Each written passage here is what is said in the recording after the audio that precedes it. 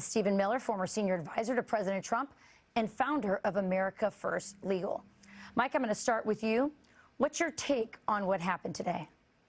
Well, Jack Smith is used to getting unanimously slapped down by the Supreme Court like he did when he brought a bogus criminal prosecution against former Virginia Governor Bob McDonnell, a likely presidential or vice presidential candidate in 2016. And the Supreme Court today unanimously said, we're not going to hear this case. We're going to go through the normal process. We're not going to go along with your election interference, Jack Smith. You're going to take this through the normal process, and that's the right decision. Stephen, I mean, these are not normal times. I keep saying this, but this level of election interference, this kind of persecution of your opponents, whether it's Donald Trump or Rudy Giuliani, it just keeps going on and on.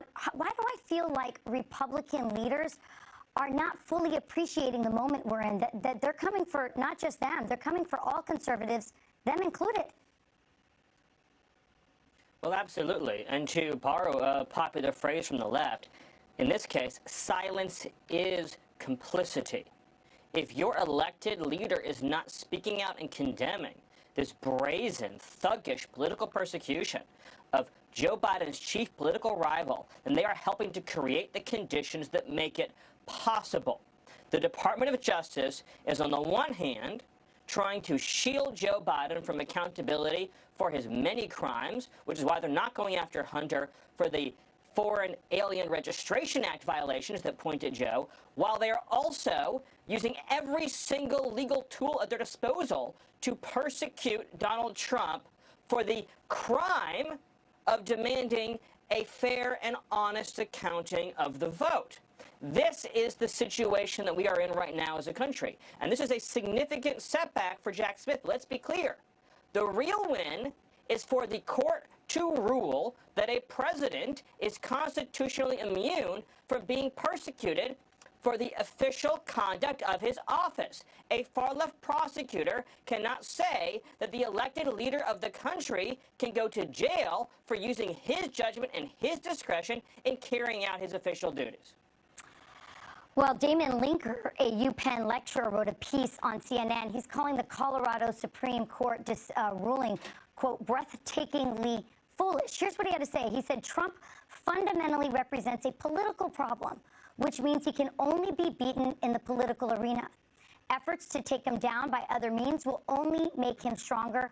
For a standard politician, a criminal indictment is a major problem, a setback that can derail a career in public office. But for a politician like Trump, an indictment can be an opportunity because it confirms the populist narrative. Mike, he's not the only one. There's others in the media who are saying, listen, we're trying to take him down through, lawfare. It's not working. It's making him stronger. What are we going to do? What's your take on that? Well, I've been saying that since the unprecedented, unnecessary, and unlawful home raid on President Trump in Mar-a-Lago in August 2022. And I said that this is going to put President Trump back in the White House, and people laughed. And here we are 16 months later, and it's backfiring badly on the Democrats. There are two impeachments. There are two bogus impeachments. There are four bogus indictments for non-crimes. There are two illegal gag orders. They're gagging a criminal defendant, which is un-American. They are trying to kick him off the ballot. These four lunatic left-wing judges out here in Colorado, for the first time in American history, dusted off a 155-year-old provision from the post-Civil War constitutional amendments to chase out of office Civil War insurrectionists. They're using it now against their political enemies. Of course this is going to backfire. The American people resent the fact that Democrat prosecutors and Democrat judges in Democrat hellholes like New York, D.C., and Atlanta think that they're going to decide the next president instead of the American people. Yeah, we used to do all this at the ballot box. I don't know what's going on. Here's an MSNBC legal analyst. This makes it more likely, Alex, that the trial of President Trump in the federal election interference case will either happen much closer to November or not at all. And here we have no indication of what anyone was thinking. All we see is a one-line denial of the petition and no insight into how we got to that place. Stephen, is she worried because the Democrats know that the courts are their only hope in getting Joe Biden elected? And also, I want you to speak a little bit to what will happen if, Donald Trump ends up in jail or off of these ballots. What happens to the country? Well, take your first question.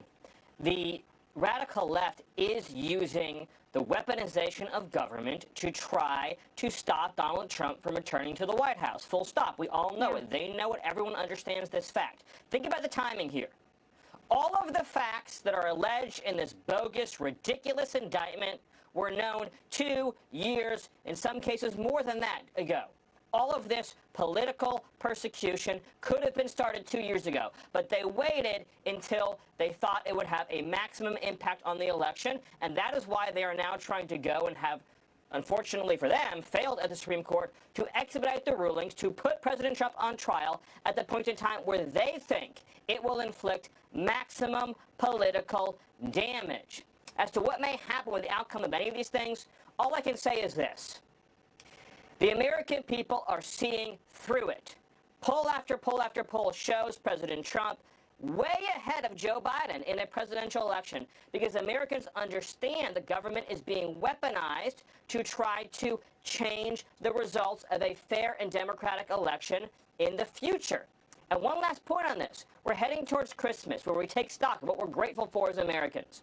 For centuries, we can say that we are grateful to live in a constitutional republic governed by the people. If the Department of Justice is successful in rigging a presidential election, in taking out the leading contender for that office, then we will have ceased to be living in a constitutional republic. We will be living in an autocracy ruled by an unelected deep state. Well, Mike, a former Obama official floated this theory as to why he thinks it's okay to take Trump off the ballot. Watch this. The language of the 14th Amendment, which is as clear as day that insurrectionists can't hold office. And this ruling yesterday, Alicia, is no more surprising than if the Colorado Supreme Court said Arnold Schwarzenegger is removed from the ballot for being president because you have to be a natural-born citizen and Schwarzenegger's not. It's the same thing. Wow, they're grasping at straws, aren't they? Well, yeah, what's clear as day is Chief Justice Samuel Chase's opinion from 155 years ago that in order to disqualify under Section 3 of the 14th Amendment, Congress has to pass a federal criminal statute, which Congress did in 1869. Jack Smith would have to bring charges under this federal criminal statute for insurrection. A federal grand jury would have to approve those charges. A federal jury would have to unanimously find him guilty. A federal judge would have to convict, and that conviction would have to be upheld on appeal. That is the only way that you can remove someone under Section 3 of the 14th Amendment. You can't do it through partisan goofball judges on a state Supreme Court. Wow. Unprecedented times, no question about it. Two great guests reminding us of that. Thank you, Mike and Stephen. Up next, new details on the tools that cartels